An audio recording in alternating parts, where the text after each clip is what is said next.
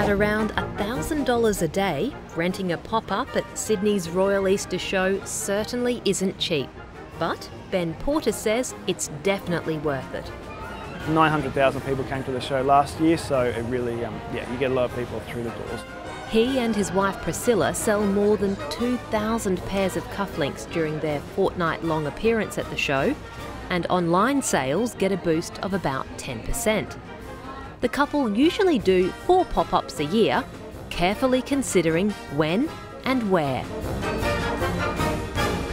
We tend to focus on corporate areas like Chatswood, North Sydney and the city, and we've done very well in areas which are like close to train stations.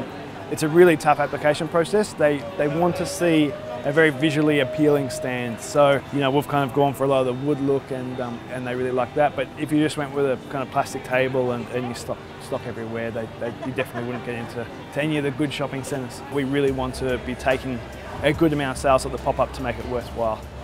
So a lot of people buy there and then because they can touch it, they can see it, they can feel it and make sure it's the right thing for them.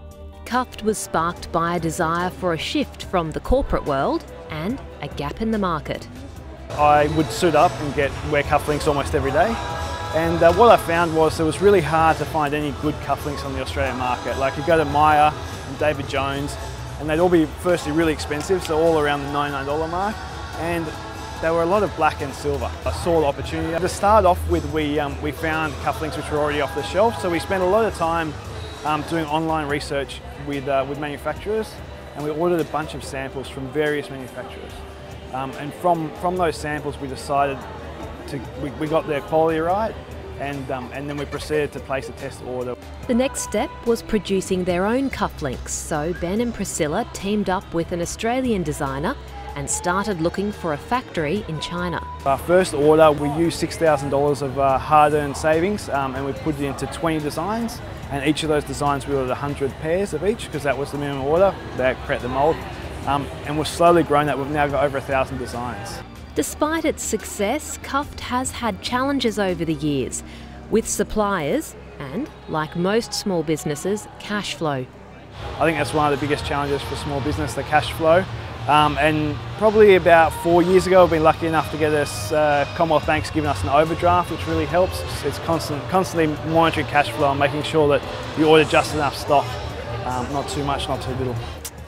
The average Australian SME spends 7.5 days a year chasing payments and dealing with cash flow issues. Streamlining back office processes can help, giving greater visibility to finances.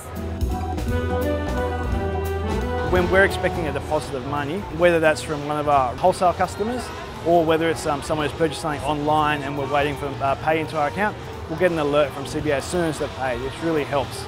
Ben says their bank's automatic alert system has also helped him speed up customer delivery.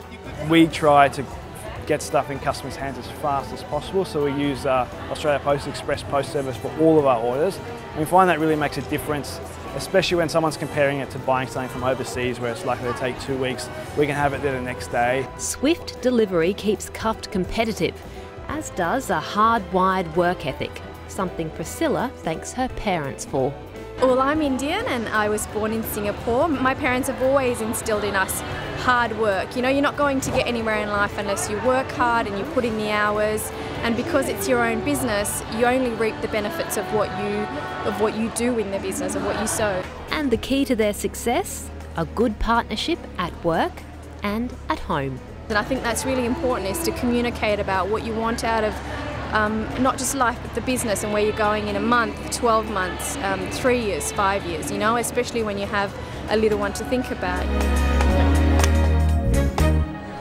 That's very satisfying.